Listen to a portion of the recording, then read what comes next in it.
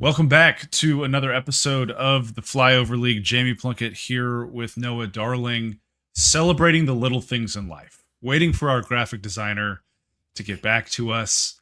Uh, I don't know if you have any small wins this week, Noah, but my uh, my professional evaluation, my annual evaluation came back. I got a graphic designer to throw me up a graphic that just says passed. Yeah, I satisfactory.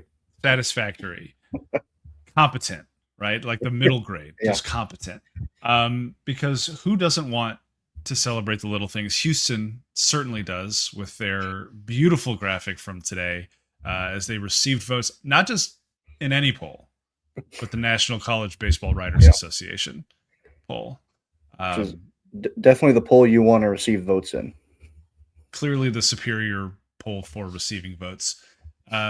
We joke, obviously, uh, very fun of Houston to celebrate their small wins, even after a weekend where maybe things didn't break their way as much as they wanted. Noah, week 3 is in the books.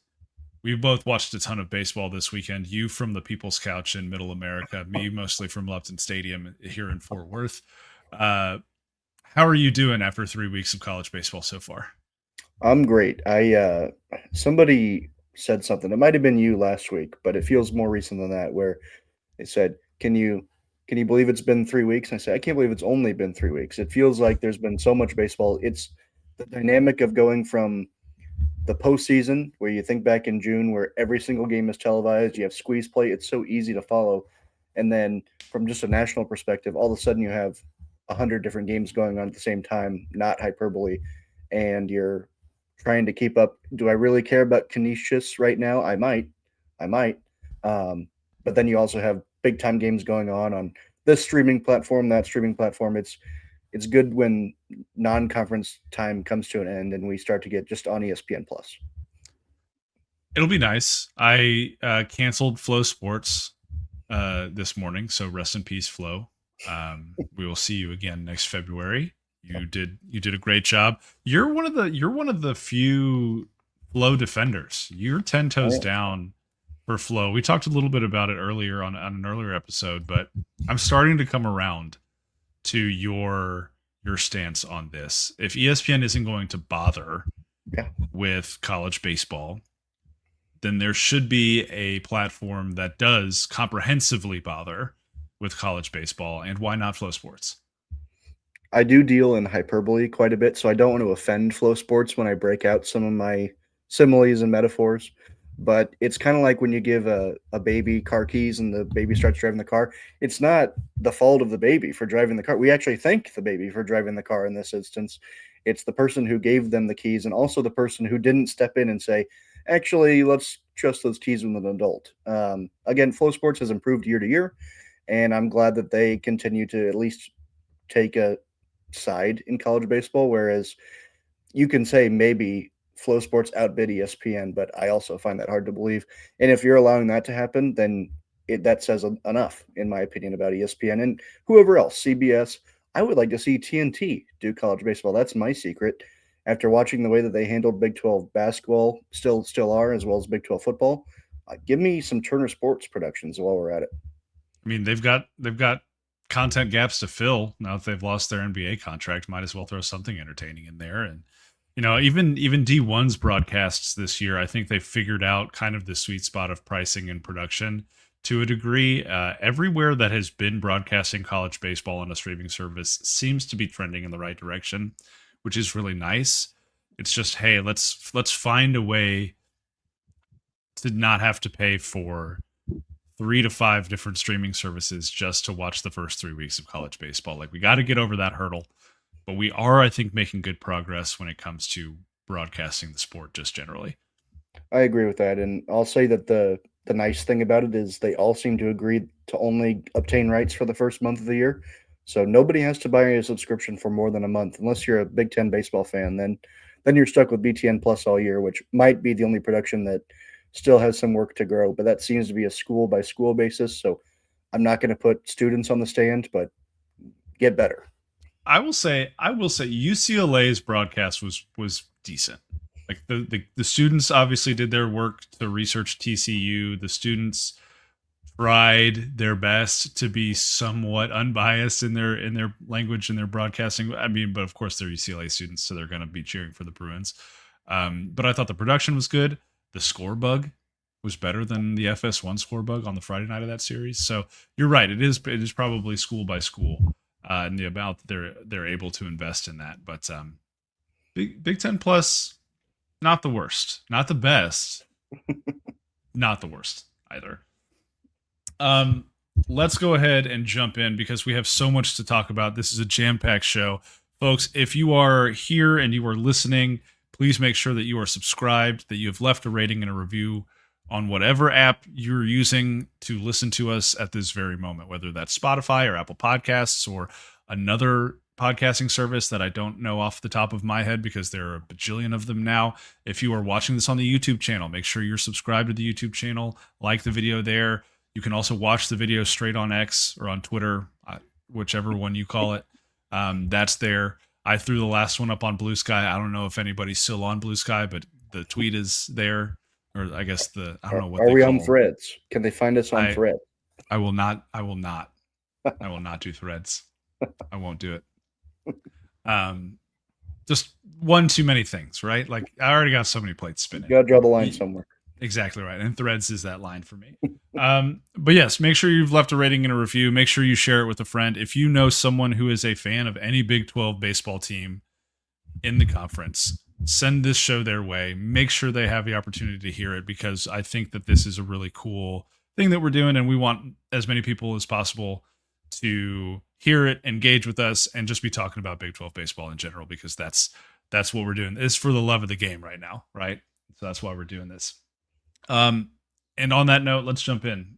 Noah, I had a hard time labeling the run sheet this week because I was trying to figure out which player we were going to list as a blank appreciation show. Like whose name were we going to fill in there? There were so many options. It could have been Colin Ritchie or Ethan Lund from Oklahoma State. It could have been Gavin Kelly from West Virginia. It could have been Nate Nowitzki from Arizona, who had a fantastic week. Noah Weck from Oklahoma State. It could have been a lot of people, but I landed on Dawson Montesa for a couple of different reasons here. First of all, you were incredibly high on him coming into the season.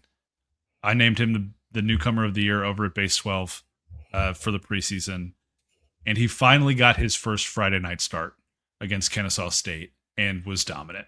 7 innings pitched, 11 strikeouts on 101 pitches. What a performance. What a performance from the Flyover League sponsored pitcher Dawson Montesa. He doesn't know it, but we're here for him. He'll find out in due time. It's exciting to just kind of be right about a player because I've been wrong plenty of times, believe it or not. And I'm not going to pretend that I had anything to do with his success either. Tremendous talent out of the D2 level. And then I did kind of joke with Steve Sabins when I first learned about Dawson Montesa this fall. And I said, is he going to be the guy that throws you 120, 130 pitches in a regional? Is he that kind of guy? Because West Virginia seems to deal in those kind of guys. And he said, you know what? He might very well be.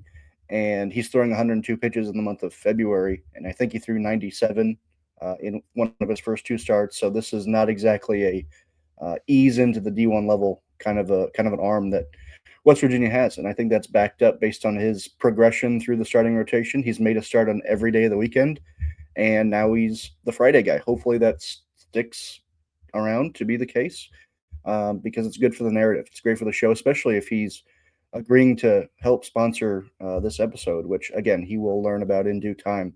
But 11 strikeouts versus Kennesaw State, it feels like that's just going to continue to be the standard for Montesa the way that he's progressed. He has that really tough loss on his record from week 2, but outside of that, pretty much perfect baseball without throwing perfect games.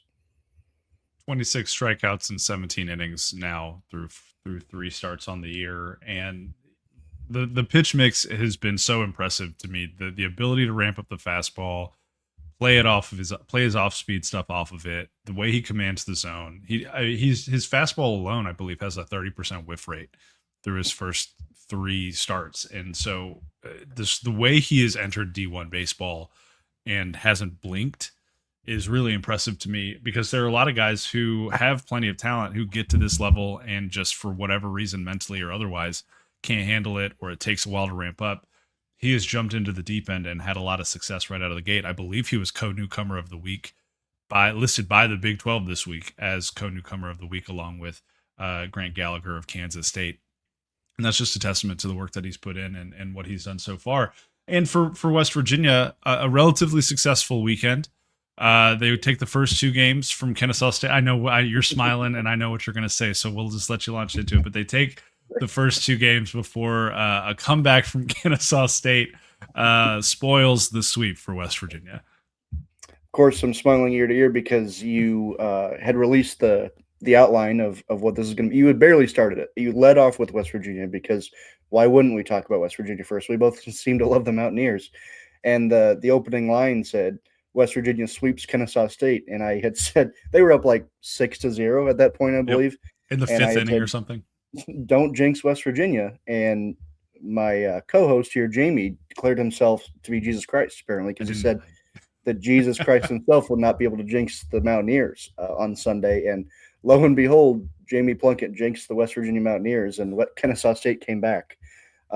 Outside of that, really great weekend for West Virginia, but it could have been even stronger, and there's only really one person to blame. Look, I will take full responsibility for that Sunday loss. Steve Sabins, if you're listening, coach, it won't happen again. It won't happen again. No more preemptive type and sweep into the run sheet until the final out has been called on Sunday afternoon. Yeah, it was I'll put that loss on my ledger. West Virginia doesn't need to claim that one. Good. I'm sure the committee will honor that come selection Monday. Outside of that, really, really cool Sunday for West Virginia. Obviously, the story of the day, if you are on West Virginia Twitter, was Gavin Kelly nearly hitting a ball into the Waffle House in right field at Kennesaw State. Very cool moment.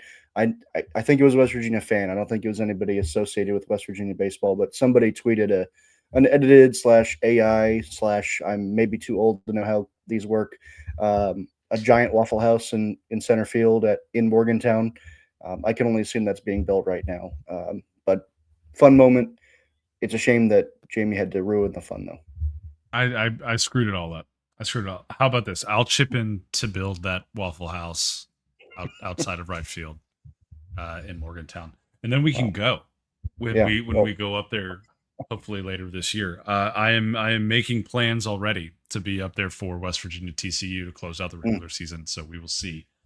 We will see if that comes to fruition. Gavin Kelly, though, had a phenomenal weekend outside of just almost, scaring the hell out of a Waffle House patron or two. I don't have his stats pulled up in front of me. I think it was 9 base hits on the weekend. 9 base hits on the weekend. Let me just vamp for a second here. 9 base hits on the weekend. I believe he had 2 homers on Sunday, but you're not going to quote me on that.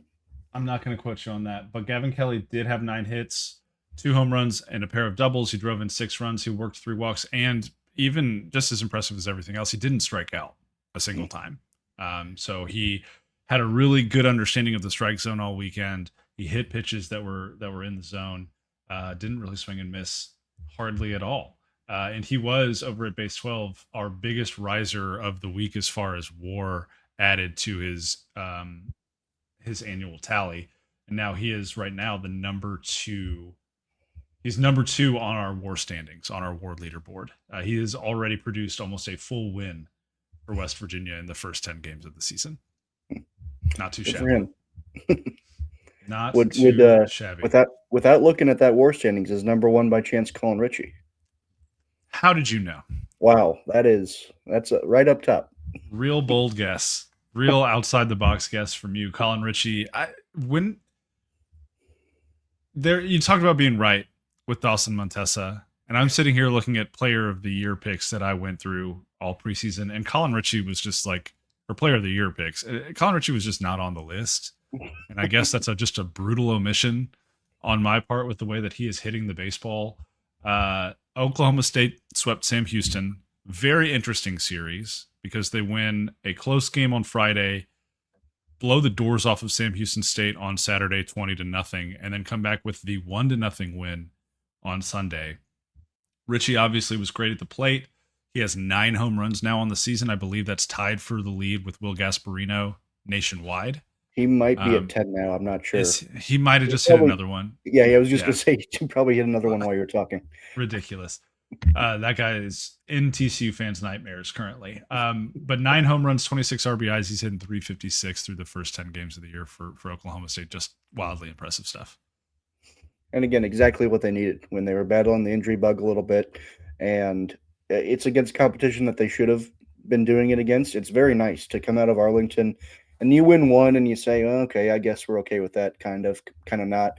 And then they play weaker competition. They look really good in doing it. It does a lot to reshape your image, at least nationally. And it feels like Oklahoma State is still underrated overall. I don't think they should be in the top 25 by any stretch, but they played really, really good baseball against Sam Houston State this weekend. And the pitching is really taking shape because that's super important because they don't have a lot of depth, at least in my untrained eyes.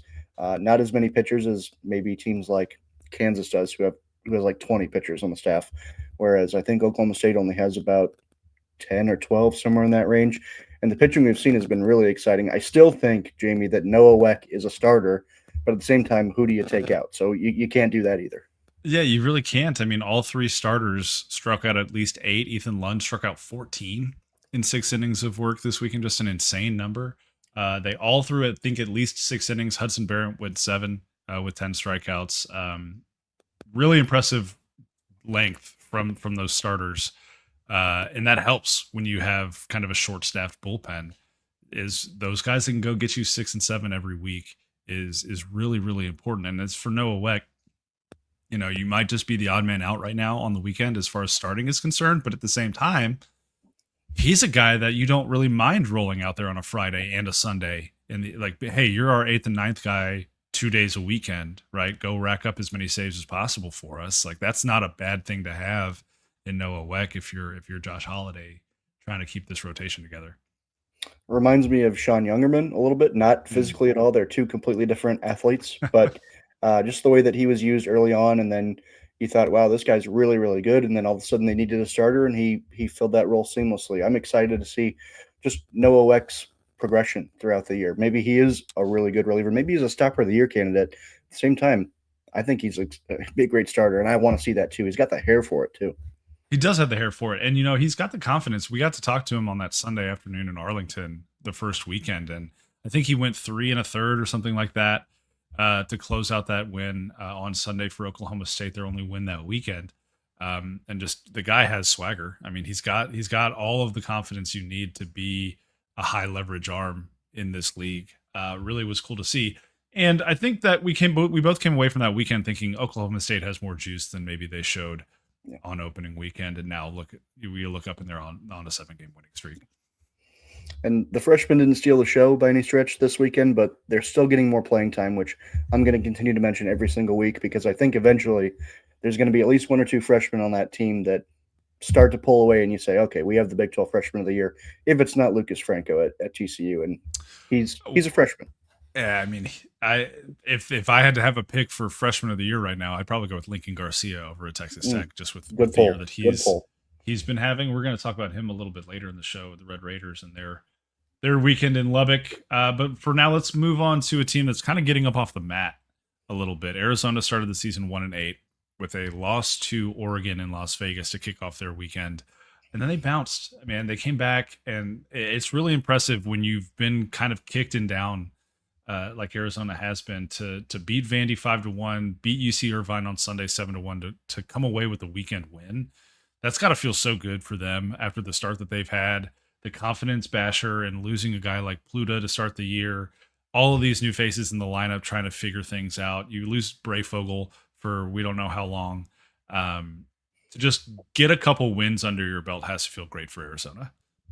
Yeah, and the pitching looks so much stronger than it did, and it feels solved almost. But long way to go. But it felt so crucial to get 2 wins this weekend. I think last week I know one of us said it, maybe we both agreed. I think that it wasn't disagreeable at all in the sense that if they go 0-3, you start to really, really think, man, this is just simply not the year. If they go 1-2, maybe you're still very worried, but 2-1 feels like a total refresh. And you still have a long way to go, a long way to get back to 500 for the Wildcats, who started so miserably. But this one feels good because you're not just beating San Diego State. Sorry to throw straight at them, but you're beating high major opponents. And UC Irvine looked really, really good in that tournament as well. And then Arizona kind of took it right to them. They did. And, you texted me about wanting to talk Nate Nowitzki. He had a great weekend, 9 hits, multiple hits in every single game. What did you see from him that really stood out? I mean, we talk about this performance. He wasn't recognized at all by the Big 12 as far as like weekly awards go, which just speaks to the performances across the league this week. But he won tournament MVP, I believe, and really was the driving force behind that lineup. Yeah, eight Oregon players made I think out of the 11 guys on the field. And Arizona's Nate Nowitzki is one of the 3 that were not an Oregon Duck. 2 for 4 versus Oregon, 3 for 4 versus Vandy, and then 3 for 4 versus UC Irvine. Pretty sure he leads the team in I think it's WRC plus, one of those stats that isn't hit ball hard, so it goes over my head. But 667 over the weekend and 419 on the season, batting average wise. I didn't know who Nate Nowitzki was heading into this weekend. Maybe I'm a casual, but a guy like that is exactly what Arizona needed to support a pitching staff that simply needed more support from an offense, whereas they're still developing bats. And again, you look at the Arizona lineup and it's still a team where you can see why they don't have a winning record. But a guy like that coming through is exactly what a team needs when you don't really know the future of your lineup on a game-to-game basis. Yeah, and things kind of get lighter for them now as they prepare for Big 12 play. They've got a midweek against Grand Canyon and then a weekend series against Fresno State. So, you talk about the kind of digging out of this hole and trying to get back to 500. There's legitimate opportunity if they can use this weekend as a springboard to string a couple more wins together. And we might be right back to talking about, hey, yeah, they fell on their face out of the gate this year, but they haven't lost a Big 12 game yet, right? They've still got a clean slate ahead of them in league play, and if they can find a little bit of momentum in the next week and a half, I think we could be talking about Arizona being just fine. Yeah, and I've been saying it the last 2 weeks, not to put myself on a pedestal, but this is exactly how the Wildcats started last season as well. They struggled in Arlington, struggled a little bit more, and then they ended up reaching the College World Series. Now they maybe didn't want to be a 2 seed, but they won the Big 12 tournament too. So you talk about a clean slate in conference. Now they get to play the Big 10 tournament at home if you're really looking 3 months down the road. But a lot of game left, and Chip Hale is at least comfortable in this environment of being under the 8 ball. How much do you think we talked about this a little bit a couple episodes ago, but the amount of turnover in that pitching coach spot for them, I think they had to hire 3 people this offseason essentially before one stuck. Because you mentioned the pitching got a lot better this weekend. Smith Bailey was great. Colin McKinney did not pitch. It was Luke Flata on Sunday, and he was fantastic, the Tulane transfer. How much do you think it is just these arms getting comfortable with the guy calling pitches and the guy calling pitches understanding what his pitchers are best at? I'm sure that's part of it. Of course, there's a learning curve with any job, and the reality is he's had about a month on the job prior to getting all these fun new toys, and they're talented arms in their own right. Even Flotto was really good at Tulane last season, but you parlay that with the loss of Tony Pluta, and now you kind of have crisis happening with the players as well as crisis in who is coaching this group, and it just kind of was a perfect storm for Arizona. Maybe it's not over, but it looked to be pretty well managed this weekend. Yeah, I think so too. Baylor had an interesting weekend. That was a hell of a segue, by the way. Again. Yeah, ripping the Band-Aid off. In fact, I would argue that they've only had interesting weekends. You hit this is true. 3 Grand Slams, and then they do what they do in Arlington and Houston. This very strange start to the year for the Bears. Before we get into their weekend, though, did you catch on to the fact that the tournament down at Dakin Park had the automatic runner at second base in extra innings this weekend? I caught on, and I immediately panicked because somebody, again, I don't overinflate who I am. I do this on the side. But when all of a sudden you see a runner standing on second base in extra innings, you think, oh my God, did they change the rules of college baseball? Because as a baseball purist, I'm like, this is the worst thing that ever happened to me. And then I'm searching on Twitter, like runner on second, and I see other people are also freaking out. So I'm a little vindicated. And then somebody said it's only for this tournament, and I breathed a sigh of relief. But for a moment there, I was running through my head like, have I really not seen any extra innings yet this season? Wait, I definitely have, but it did throw me for quite the loop for about 10 minutes. Very stupid. Hey, Yes. teams that are going to be here for 3 days, we're just going to change rules in a critical moment. You're going to have to address it now, and you're never going to have to worry about it again. Yeah. So dumb. It But does it did remind me help. of It did help Baylor it on did Friday help. night, Yeah, though. I would argue that it won Baylor the game. Probably so. uh, of course, Ole Miss got the benefit of that as well, but they when you score first, all of a sudden there's more pressure on your opponent, and it's easier to do that when the runner is 180 feet away. But Absolutely. I didn't even notice. I thought I had fallen asleep when Baylor was batting and thought, oh, they must have hit a double. Good for them. But then Ole Miss all of a sudden had a runner on second. I thought, wait a minute, that's unfair. It's okay when Baylor does it. Right. Yes. The Bears can do it, and no one will complain. But they do beat Ole Miss in 10 innings, 5-4. Tough. Um, Tough Saturday and Sunday. I don't think, and I wrote about this on Sunday night.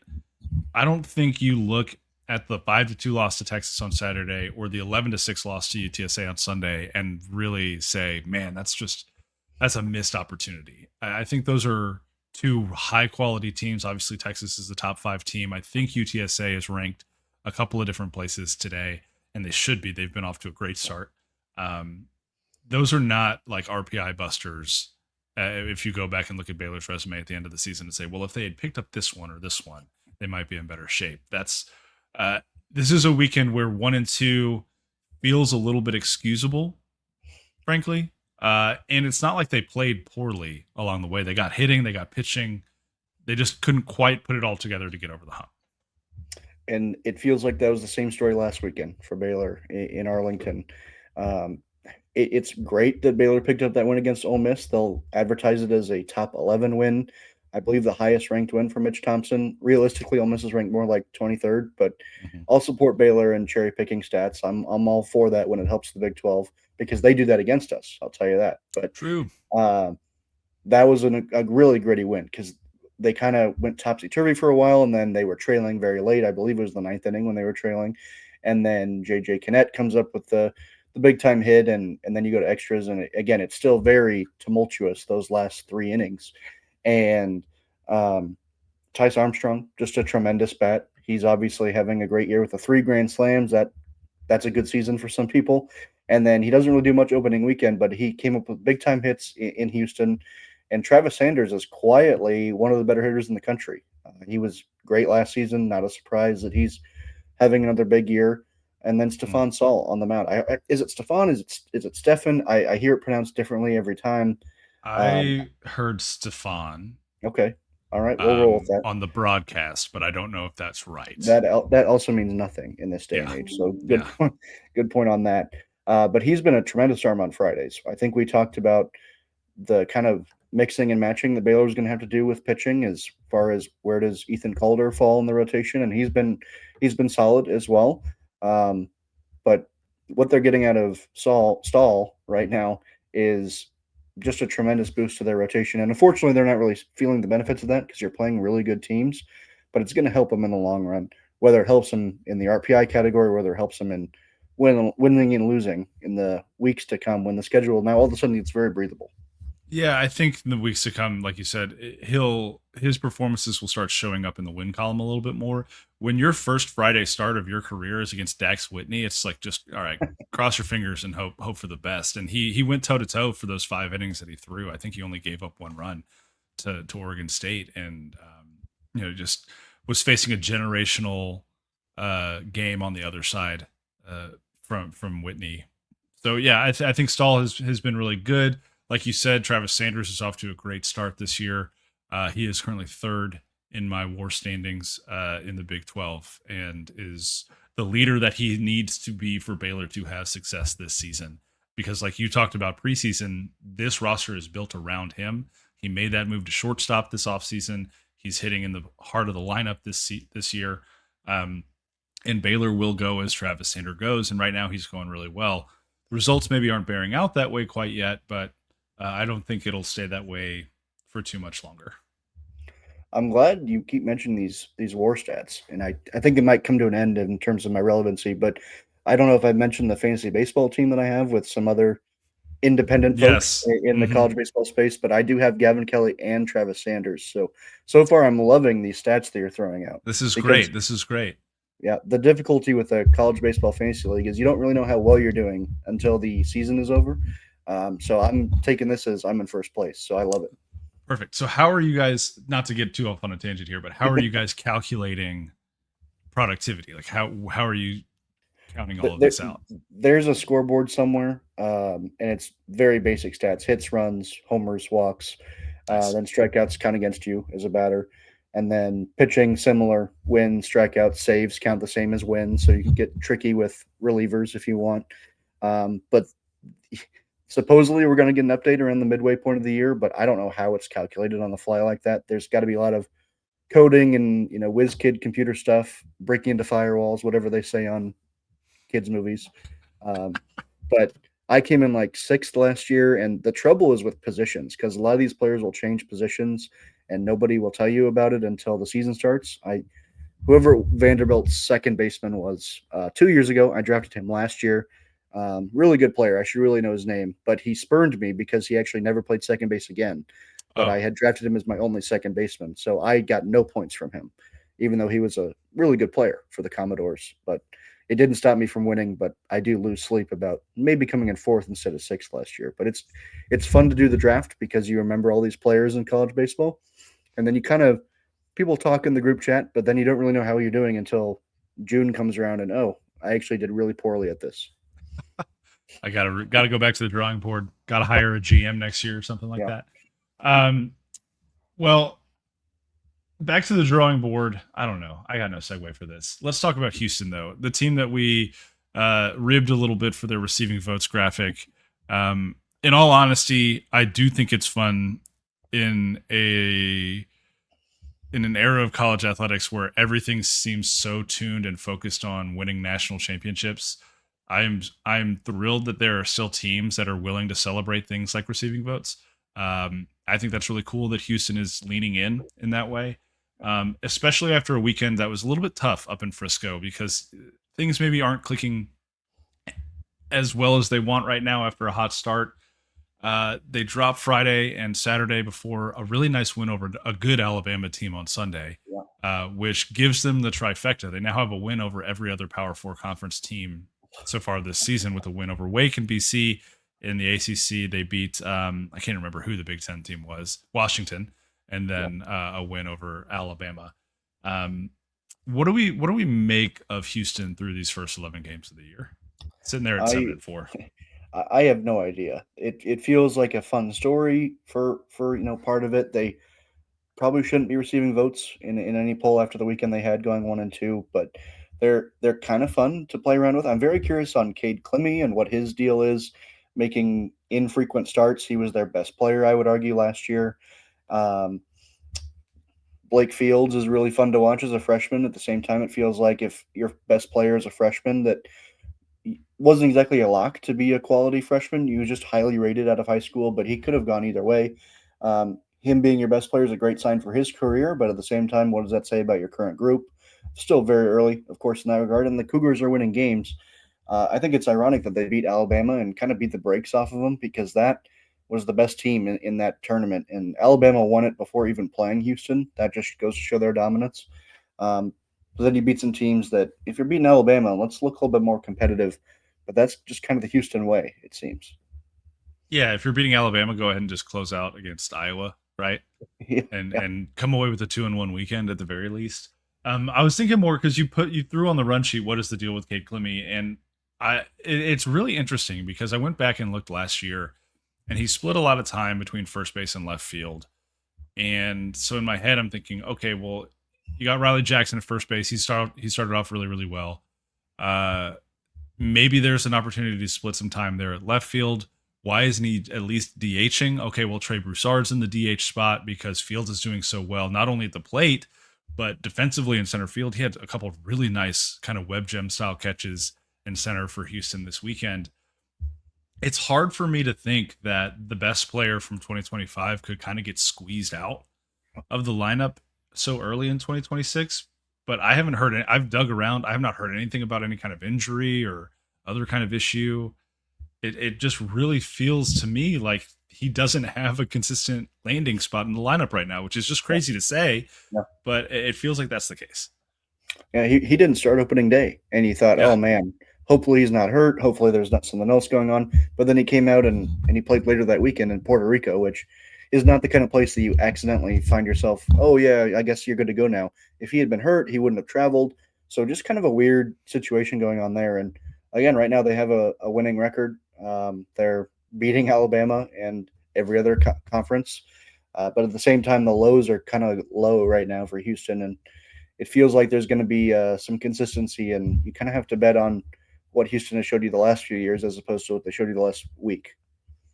Yeah, and I'm curious to see how this weekend rotation shakes out the rest of the year. Schmitz didn't start until Saturday this week. Richie Roman went back to the bullpen this week, which personally I think that's where he's best served. Um, Alex Solis has been great out of the bullpen. Maybe there's an opportunity to get him some starts, but really there's just there's a lot of moving parts right now in the pitching staff side of things, and that's leading to some of these inconsistencies. Guys got to know their roles, and the sooner you can figure that out, the better off you'll be. But the reality is, for Houston, I don't think enough guys have stepped up into those roles and shown that they can handle those roles quite yet. So definitely something to monitor the next couple of weeks as we get into Big 12 play here. But there is no doubt about it that Houston is a very fun baseball team, and I hope that fun equates to wins throughout the rest of the year. But historically, it does not for fun teams, but Yeah, that's what makes them fun. it's like UCF last year. Like, man, they were Yeah. so great in those midweek games against Miami and Florida. How did they only win? What was it, 11 Big 12 games? Like, I don't understand this. Now that's a Well, segue if I've ever heard it. Now that how about it? look at you. I didn't even realize they were next, but let's do this. Let's get to our panic meter of the week. It is the UCF Knights. This is a team that I think we both had an appreciation for the top end talent. Talk about Braden Smith in the starting rotation. Obviously, Andrew Williamson's one of the best hitters in the Big 12, if not the country. But they have not been able to put it all together quite yet. They had the dominant sweep of Siena to open the weekend, couldn't hold a couple of different leads against Miami in that midweek, and in their last 6 games have only scored, or excuse me, in their last 5 games they've only scored 6 runs. They dropped 2 of 3 to in-state rival South Florida. You mentioned this, and I've seen a little bit of it as well. The UCF fans on Twitter are getting pretty fed up at this point. Um, just what's your panic meter at right now for UCF? Again, it's weird because when you watch the highs that UCF has, maybe it's not winning winning games, but it's having leads against teams like Miami, where Mhm. wow, you're leading. I don't even know what the score was, something like 6-2 or something big. Where you're, wow, you guys are going to beat Miami in the midweek. This is great, and then all of a sudden Miami is walking you off in the 12th inning.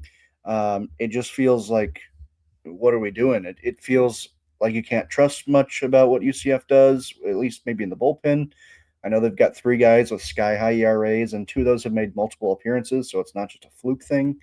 Um, they're a scary team to watch, but it's kind of like Houston and like UCF last season. They're just fun, and the fans are getting frustrated because they're frustrated with other sports too. Not to make things bigger than baseball, but they want to see football win, they want to see basketball win, they want to see baseball win. But if none of them are winning, it's okay. Well, forget baseball. Let's go support our football team. Let's go support our baseball team. But there's a huge positive in all this, and that's Matt Saucer, who has a 0 ERA right now. One of the better pitchers in America, frankly. Made 2 starts and has looked really strong. I think it was 6 no-hit innings against Miami, and then he was strong this weekend as well. But it's the UCF bullpen that needs to get some roles figured out if they're going to be competitive. Yeah, you look at most of these losses, and it's giving up 2 runs in the sixth, another 2 runs in the eighth. That Miami game, I believe they led 5-0, 6-2. They had a lead in the ninth, the 10th, and the 12th inning, and ended up losing that game 8-7. It's just so tough when the offense feels like it's doing enough to get you wins, and then the bullpen can't come through and get that win for you. And then on the other side, the pitching actually gave them multiple opportunities to win on Saturday against USF in that second game, and they ended up losing that game 2-1. So it's like, okay, well, where were the bats today when the pitching did its part? They weren't anywhere to be found. And even on the next day, on the third game of the series, that was a 2-1 win, right? So the pitching again stepped up, was really really good, and then the bats barely did enough to squeak out at least one win and avoid being swept. Yeah.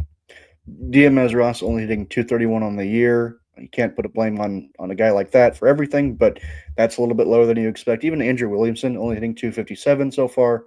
Yeah. Those are guys that were all Big 12 players last season, not just in speech, but literally they were. And it feels like you can't rely on anybody for consistency on either side. And I think we were discussing it with another team is if they know how many runs they're going to score, why don't they just be smarter with the way they distribute them? It's amazing. You never want to put a guy on the hot seat for not knowing how to distribute runs over a weekend, but I think we could do it. Yeah, I would have taken at least 20 or 25 of those runs from the Siena weekend and just spread them out over the course of the year.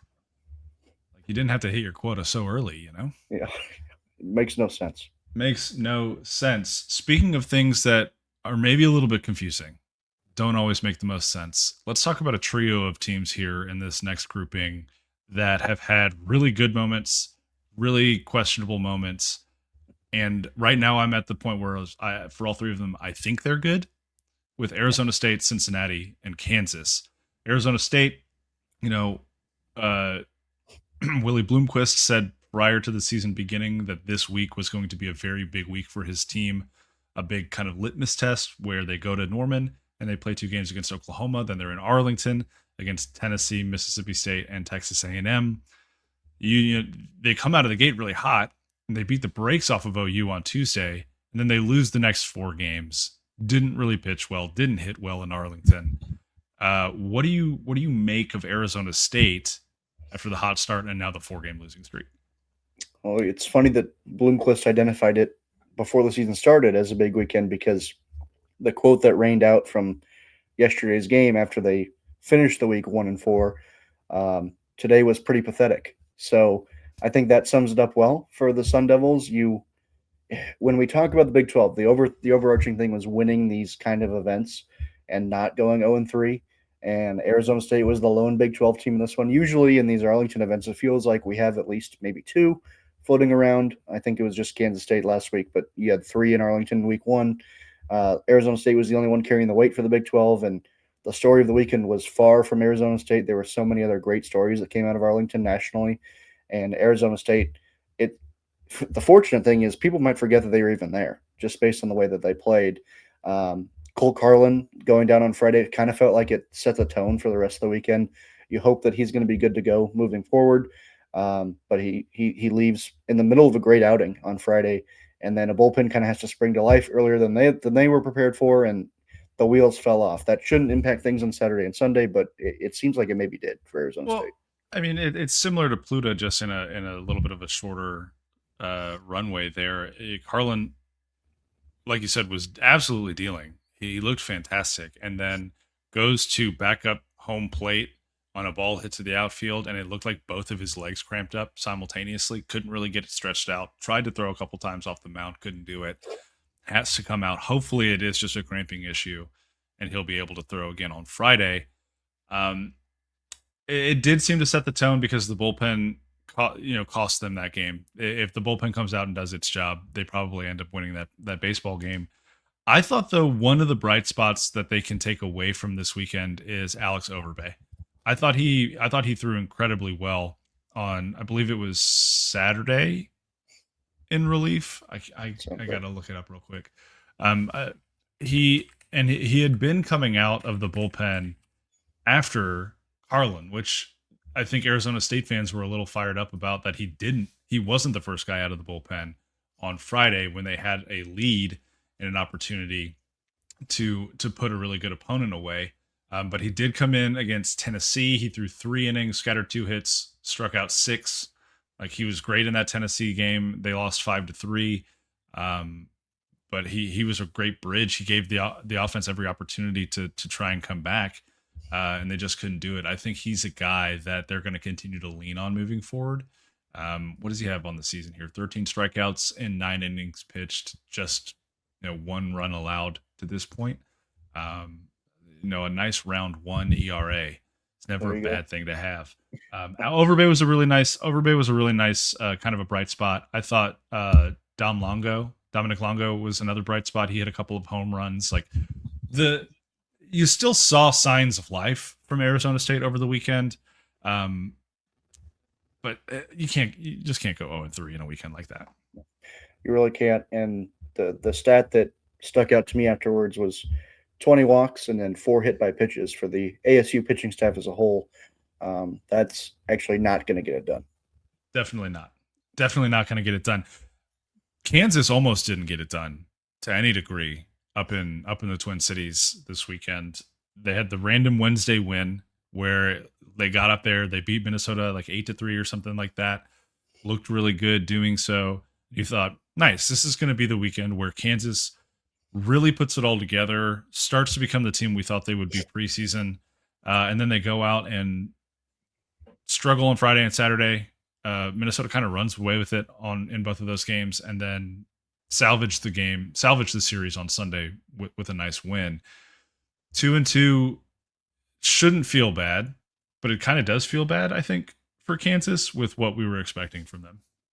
Yeah, and the opponent matters in this case. Obviously, it's a Power 5 opponent, so you can kind of hang your head on that, but it's Minnesota who has struggled mightily the last few seasons. That's a once proud program, but not as a recent memory. They were really good, and I believe it was 2018 or so, but that's been quite a while. Those players are gone, believe it or not, in this era of college athletics, except Kansas, who probably had guys in college in 2018.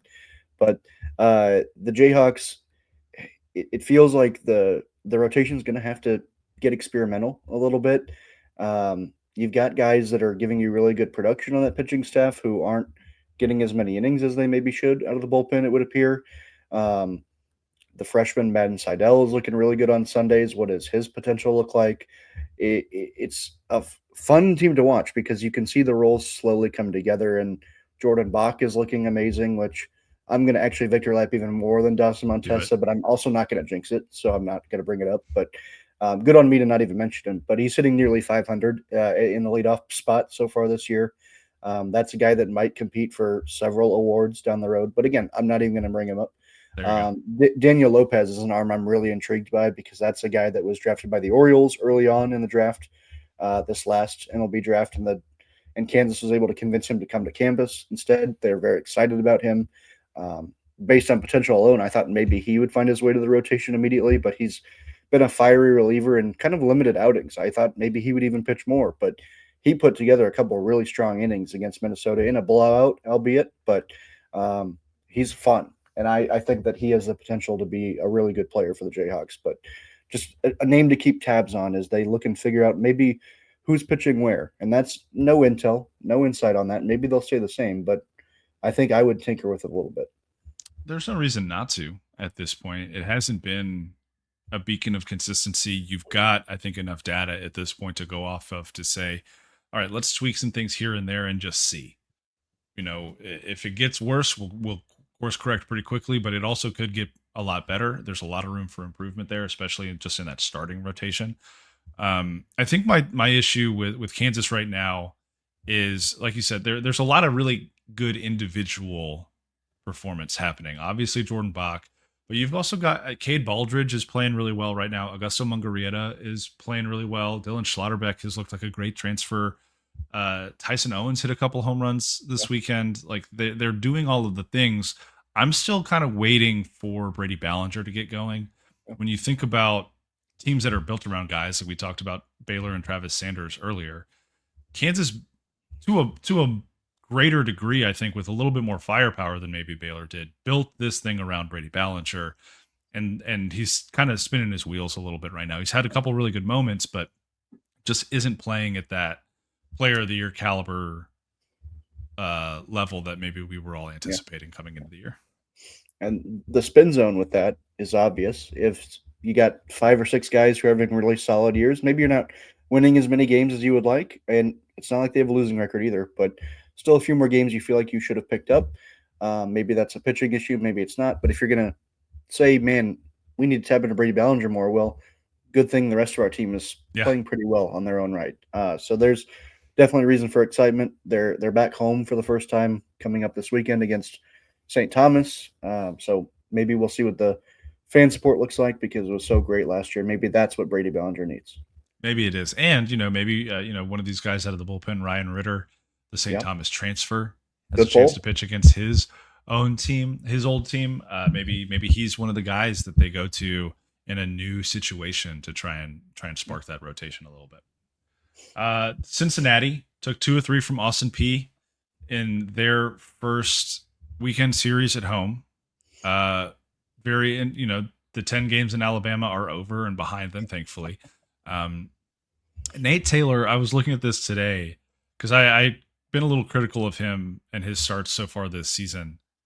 I did not realize that now in his, I believe, 3 starts this year, he's given up 11 runs, 5 of which are unearned. Yeah. And so I'm gonna pull back the critique on Nate Taylor here and turn my attention more to Cincinnati's defense and just ask, what are you guys doing behind him? Your Friday starter needs you. Yeah. Like let's Yeah. let's pull it together a little bit. They did get the comeback win on Friday, so he ended up with a no decision. Get blasted Saturday 7-1, and then come back and take the series 3-0. Another one of those teams where it's like you see some really good individual performances, but it just doesn't feel like they've put it together. Yeah. And speaking of the defense, I think it was, I haven't tallied it up. I think it was 7 maybe errors on the weekend for the Cincy defense against Austin P, who is not exactly, the whatever year you want to pick Yankees. But, and that's, mind you, with a home SID, keeping track of those errors. So it's kind of like when an NBA player measures himself, you can make a few adjustments here and there, but they're winning games, but it was kind of ugly on Friday, up and down, had to almost Baylor-esque against Ole Miss, but against a lesser opponent than Ole Miss. Nate Taylor feels like a guy that you should throw out there and feel comfortable winning a game like that, and they did win the game, but it took a little bit too much, and that's weird. He's had some weird outings, like you said, this year. I still have a lot of faith in him, but I'm actually really impressed with the Cincinnati bullpen.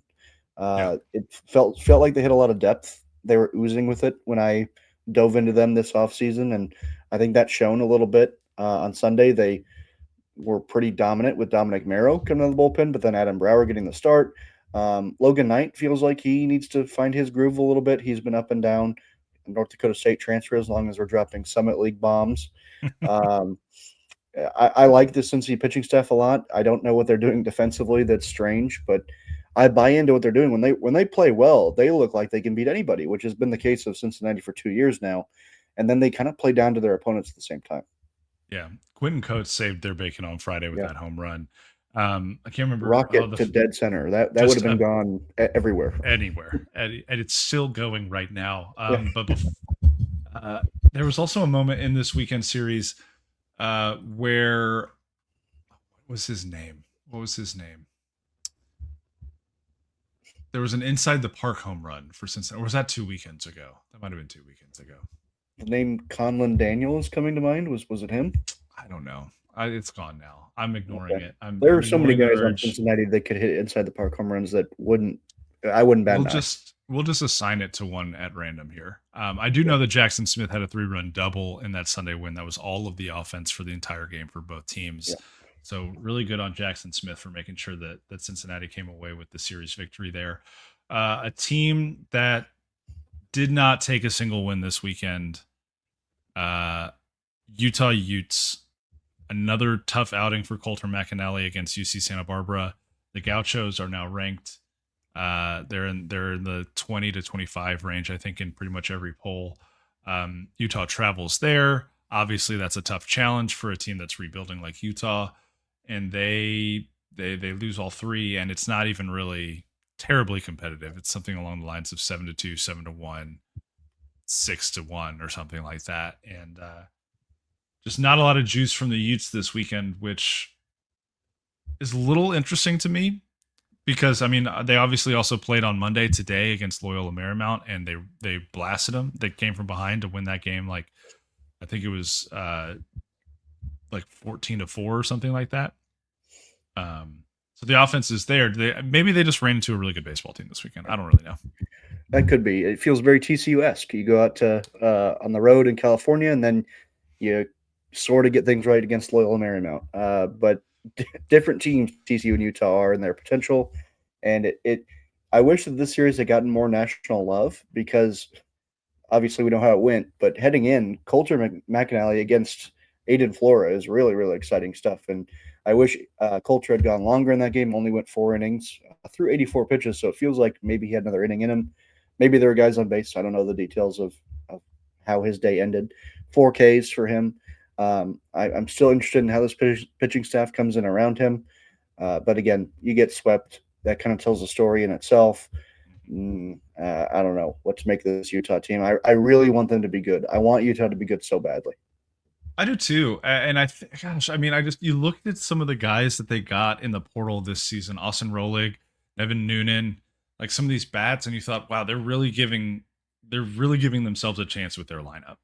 And again, they scored 14 runs today against LMU. It's the same starter that started against TCU, by the way, and that game ended similarly for the Frogs and the Lions. But I don't know, they managed 4 runs against UC Santa Barbara. They gave up 26 over the weekend.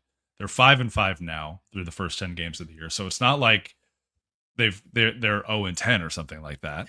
But we were hoping coming into the year that they could get past the 8-21 mark in Big 12 play to maybe be 10-20, 11-19, somewhere in that range. Just pick up a couple extra wins over the course of a few weekends. And I don't know.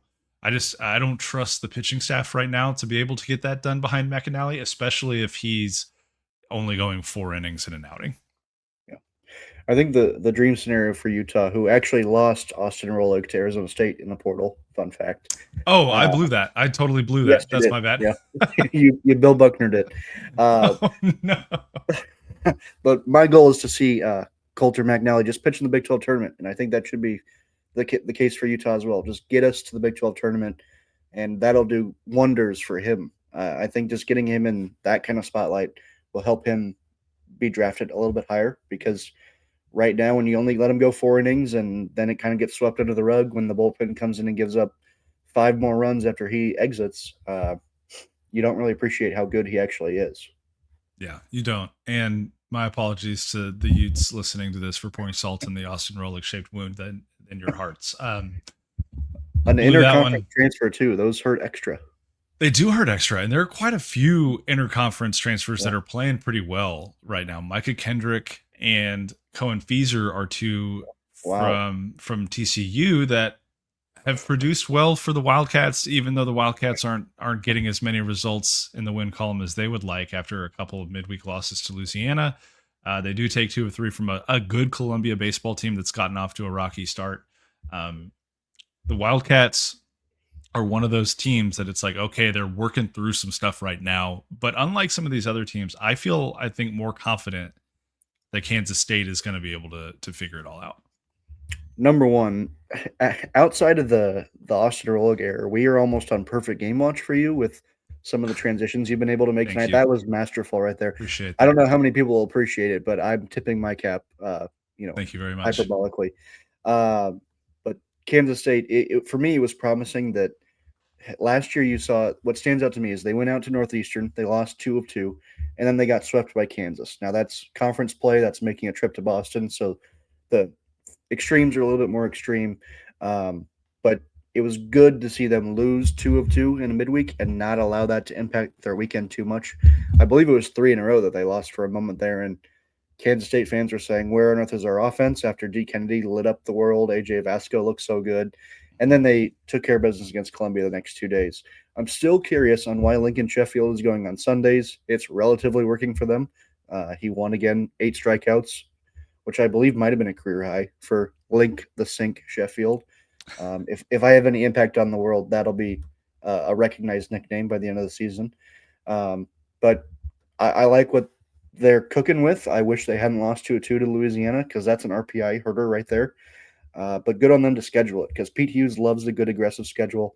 He'll bring his guys around the country, and unfortunately couldn't get it done. But good on you guys to schedule a home series in late February at home as well. Yeah, and Pete's been one of those guys that's been really vocal about RPI, especially I think it was in 22 or 23 where Kansas Yeah, State missed out on the tournament because of their RPI. And ever since then, he has been way more aggressive in non-conference scheduling, which is great to see. One of the things that I think is going to hurt Kansas State this year, though, I don't know what Carson Liggett's injury is. We've talked about him a couple weeks in a row and said he might be a guy that could start on the weekends for them. He gets the weekend start on Saturday, goes one inning, and then has to come out of the game. And for a guy who missed all of yeah. 2025 with an injury, that's never a good feeling to have. He was throwing so well this year, and it's just such a bummer. So I hope that it's not anything too terrible or long term. But you got to be worried, I think, just because of the injury history there. It also means that Lincoln Sheffield might slide into that Saturday starter role. So, you get what you want, at Yeah, least in that scenario. yeah. Sorry you had to pop your UCL, or hopefully it's not that serious for Carson. But yeah, the link in the sink narrative gets even better. It gets even better. Grant Gallagher had a great weekend for them. Obviously, got co-newcomer of the week. Excuse me, Oh, for the Big 12. Yeah, they're just giving it. They're crowning him early. But he's had a good start to the year. I think he's an East Tennessee yep. transfer. 5 hits over the weekend. Got on base 7 total times. Scored 3 runs. Drove in 3 more. Had a really nice weekend for Kansas State and can be one of those kind of depth bats in the lineup that says, hey, you might get through, X, Y, you're going to get through D Kennedy and Vasco and Vasquez, and then you still got to deal with guys like Shintaro Inoue and Grant Gallagher, and like they've got some depth in that lineup. Micah Kendricks, another one, I kind of shouted him out earlier, former TCU Horned Frog. And then what was the other thing I was going to say? Oh, Cohen Feeser picks up another save, right? Transfers in from TCU, really couldn't establish a role for himself in Fort Worth and has come to Manhattan. And they're just giving him the ball in late innings and letting him run, and it's working out. And I would say when you think about K State's offense, don't count out Ty Smolinski either. That's another name to keep your pulse on. Kid out of Omaha, I believe Creighton Prep High School for Ooh. those keeping score. Great player. He's moved around the infield a little bit, so he's a little bit versatile. If somebody gets hurt, he can play a couple of different positions. I like what he's done as a player, and I think he hit a homer this weekend against what I should add is a good Columbia program. That's not Yeah. your quote unquote average Ivy League school where they're just here to play school. They play a little baseball too. Yeah, they were a tournament team last year. I think 2 out of the last 3 years or something like that up That there. sounds right. Sounds right. So we'll go with it. You know what else sounds right is TCU sweeps New Haven this past weekend. It was a drubbing, a splattering, if you will. There was no hope really for the New Haven Chargers in this weekend series. Welcome to D1 baseball. They are now 0-6. I gotta say though, I feel terrible for New Haven, and I think I texted you some of this while it was happening over the weekend. But they played their first week of D1 baseball in Florida against Mizzou. They get run ruled 3 straight games against Missouri. And then, okay, well, we'll pack up, we'll go home, we'll get ready for TCU. Sorry, can't go home because of the big snowstorm in the Northeast. Stuck in Florida, have to travel straight to Texas. Good luck washing all of your uniforms. Yeah. Well, we didn't quite get to all of them. We'll wear our dirty all whites on Friday night against TCU. Oh, by the way, the head coach wasn't there because he had a medical procedure. And so they were down to their lone full time assistant coach, a GA, and a trainer. It was all they had. And so it's just a situation where, hey, how many things can you stack against this team that is playing Yeah. their 4th, 5th, and 6th D1 baseball games ever? And TCU coming out with like hey, we have to get right now. Took full advantage of it, swept the weekend, run ruled them twice. Looked good doing it. Yeah. They looked awfully good. There's that clip going around of I don't know who it was hitting the homer of the batting practice fastball it looked like, but it is a welcome to D1 moment for New Haven, and that the story you outlined, number one, is a fantastic story of just college baseball at its purest. Of that could only happen at college baseball. Maybe Yes. a maybe a November basketball tournament, but even then they would clean it up better than that. But how can you not love college baseball with a story like that? It's going to be so great when New Haven goes on to win multiple national championships, and you can circle back and say, "Remember when you guys were Oh known for yeah. your pizza and dirty uniforms?" But TCU did exactly what TCU should have done, and you can't draw too many conclusions from a series like that. But it feels like a good reset. It's kind of like unplugging the computer and plugging it back in for TCU after a disaster the week before. Just blowing into the cartridge, right? For those Yeah, who are old enough to remember that. yeah. The I think my biggest concern with TCU still is they're just not getting any length from their starting pitching right now. They've only had one pitcher throw 5 innings this year as a starter, and it was Tommy Laporte in the season opener. Who? Exactly. And I was told last week we're not going to see him for a while. I don't have a timeline for a while, but it doesn't sound like it's going to happen soon. So TCU's got to get their starting rotation figured out. Mason Brassfield has been the Friday guy. I think he needs to start trusting his sinker more. It's a pitch he added this offseason. His issue his freshman year was leaving pitches up in the zone. Obviously, a sinker is good at combating that. He's got to trust it more. Lance Davis, I think, has made progress in his 3 starts, but he only went 3 1/3 against New Haven, gave up a couple runs, was a little shaky. And then Uli Fernsler on Sunday is still on a pitch count. He was on a 60 pitch count on Sunday, and so he gave you 3 innings. This upcoming weekend against Tulane, I think, is going to be really important for TCU to get some of those issues straightened out, because they cannot, in this current state, continue to put so many innings on their bullpen when they're already down Louis Rodriguez. Cade Udy isn't pitching right now. Aiden Barrientos isn't pitching right now. You mentioned the lack of pitching depth at Oklahoma State as far as just number of bodies that they have. TCU's in a similar situation. They only started this thing with 16 pitchers, and now they're down at least 3 for a little while. Yeah. So you're not in great shape when it comes to the amount of arms that you have. So TCU's got to get more length from their starting rotation. As for Sawyer Strohsnyder, he has scored 19 runs. He only has 11 hits this year. I would like for you to guess how many times Sawyer Strohsnyder walked in 2025, and then I will tell you how many times he has already walked this season. Okay. 33 last year. Sawyer Strohsnyder walked 20 times last year. Okay. That was it. He has been walked 16 times already this season. Okay. He is not seeing many strikes at all. And the first pitch he saw for a strike on Sunday was his second at bat in the first inning, because CCU batted around in the first inning. And he hit what I thought was going to be a home run. It was a 110-mile-an-hour exit velocity that hit the very top of the pad in right field and kicked back for a 3 RBI double. He is so, I think, irritated right now with the way he's being pitched to. And I think TCU's coaching staff is a little surprised with how careful people are being around him, considering Chase Brunson, the guy who hit that meatball home run that you mentioned earlier, is hitting right behind him in the lineup. And so people are willing to pitch to Chase Brunson just to get around Sawyer Strohsnyder. He's visibly frustrated every time he gets walked. But I think his approach at the plate has been really good this year. And hopefully he will start seeing more strikes, because TCU is going to need him and the rest of this offense to continue to put up numbers while they get the pitching sorted out. Yeah, Brunson has looked tremendous in the couple Fantastic home run swings that have kind of gone viral on Twitter at minimum. And even Sawyer, when he does get hit pitches to hit, he looked great against UCLA when kind of nobody else did besides Chase in limited spurts. But it is puzzling to an extent, but at the same time, great players don't get pitched to. It's kind of the ultimate compliment, but you also never want it to happen to you. It seems like it's kind of like, oh man, my food tastes too good. I'm too hydrated. Yes. Man, my steak is lobster are too buttery. Yeah. Absolutely. I think TCU will be fine. They've got a fun weekend coming up against Tulane in Fort Worth. I think that's going to be a really interesting matchup. Tulane's got some really good talent there as well. But let's jump in just in the last few minutes here. There are some really interesting matchups this upcoming weekend. Is there anything that you're really going to sit down and pay attention to across the Big 12 in weekend 4?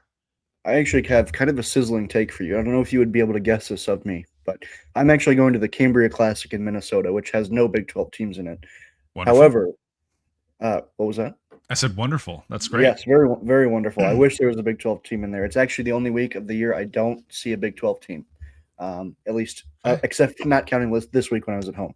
But um, if the Minnesota SID does not respond to my email, I might pivot because I really, really like SIUE this year, and I'm really Okay. excited to see them against Kansas State. Now that's kind of a curveball, but that series really excites me because we might be talking a week from now, man, saying, "Man, how did K State lose 2-3 to SIUE?" I don't think that's going to happen, but I'm not going to be surprised. That's a really good SIUE team that I think is going to win the Ohio Valley. Everybody talks about Little Rock.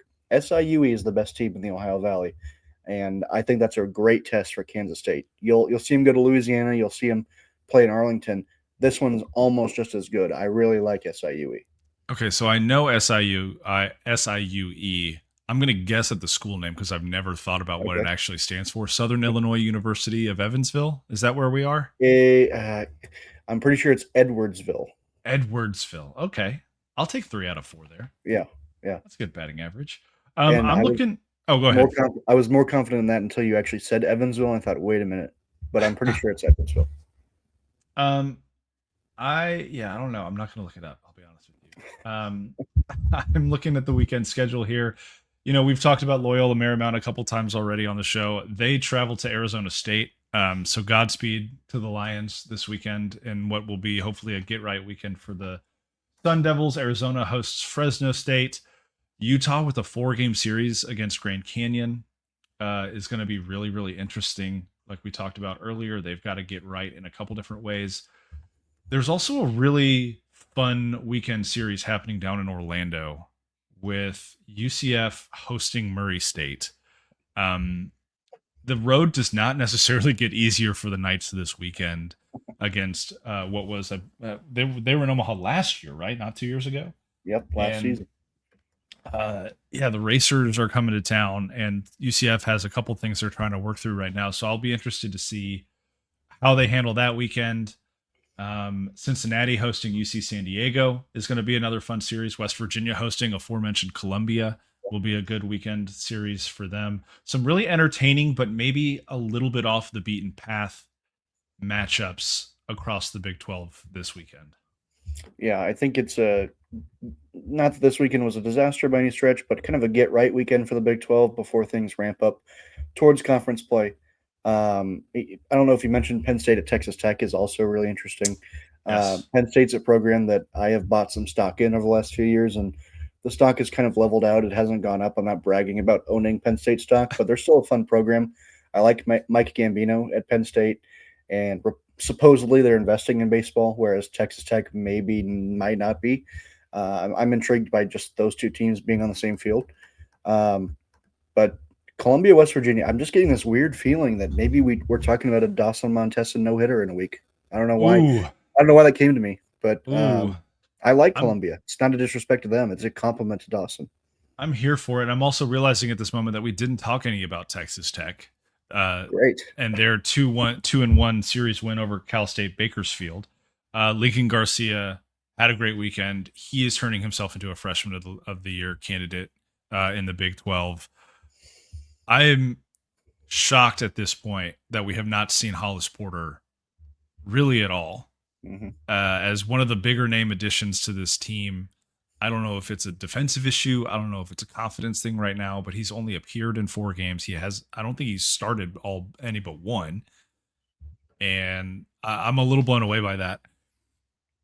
Outside of Lucas Pierco, I'm not sure who pitches for Texas Tech the rest of the way that can get them any kind of wins. But they are a very fun offense to watch. I'll just say that. Yeah, they're redeeming, and Lincoln Garcia. You never want to hope a player leaves the conference, but it feels like he's going to have some offers. Maybe he's one of those interconference transfers here down the road. Almost grosser, but who knows? Maybe he's at Texas Tech. Look at that side of the coin. Maybe they get their money up in baseball like they have in every other sport on campus. You never know. I think that's going to do it for this episode of the Flyover League. Thank you so much to my co-host Noah Darling for his time and attention to this matter. Thank you all for listening. Please don't forget to like and subscribe wherever you get your podcasts. Follow Noah's work over at College Baseball Central. He and his staff do a tremendous job of covering college baseball all across the country. Follow Base 12 if you want a more analytical look at Big 12 baseball as well. And Noah, any last words before we shut this thing down? Just excited to get near conference play because we're what, an hour and 15 in, because we have to talk about every Big 12 team. It's going to be nice when we have to talk about half as many matchups, but that's the fun of the season. I'm wishing my life away, but for now, we'll just live with it. And I'm excited for a weekend of a lot of Big 12 winning. Let's get it done. And we'll talk to you next time on the Flyover League.